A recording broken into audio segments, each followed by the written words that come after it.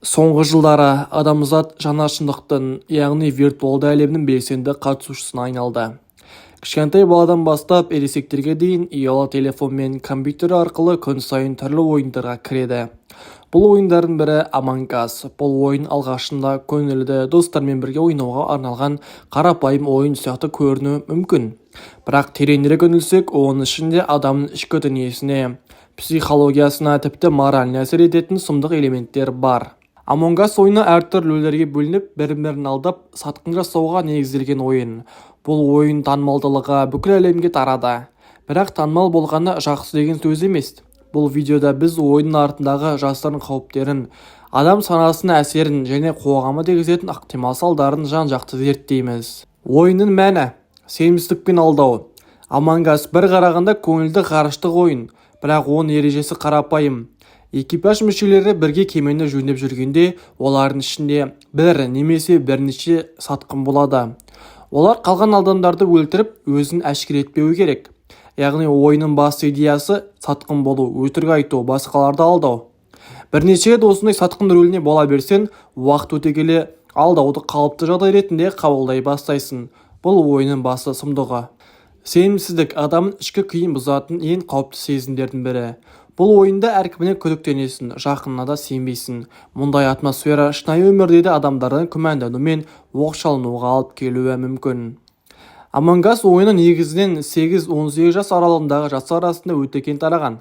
Бұл баланың тұлғалық қалыптасу кезеңі. Осы кезде бала ненің дұрыс, ненің бұрыс екенін, не нәрсеге сеніп, неге сенбеу керектігін үйренеді.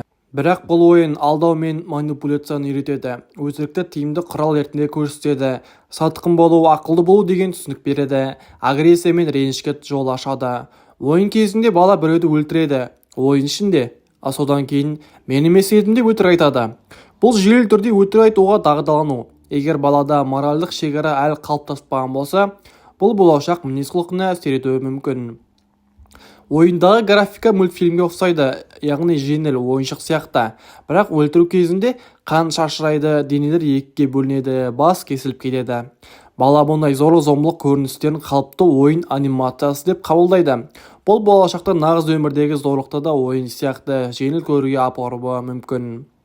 Сатқындық жеңістің жолы. Among Us'та жеңудің екі жолы бар. Сатқын тауып бәрі тырғалса, экипаж жеңеді. Сатқын бәрін өлтіріп, өзін жасыра білсе, ол жеңеді. Мәселе осында. Екі нұсқаның бірі зұлымдық арқылы жеткен жеңіс. Яғни өтірік айтып, басқаларды сатып кетсең жеңесің. Бұл баланың моральдық бағдарына үлкен соққы. Ол адамгершілікпен емес, айлакерлікпен жеңгенді табыс деп қабылдайды. Among Us онлайн режимде ойнағанда бөтен адамдармен сөйлесу мүмкіндігі бар. Осы чатта жаман сөздер айту, баланы қорқыту, жеке ақпарат сұрау сияқты әрекеттер кездесіп жатады. Бұл әсіресе ата-анасына бақылауына тыс ойнайтын балалар үшін қауіпті жағдай. Қазір кибербуллинг, яғни интернет арқылы қорлау өте кең тараған. Бұл ойында сондай зиянды сөздерге жол ашуы мүмкін.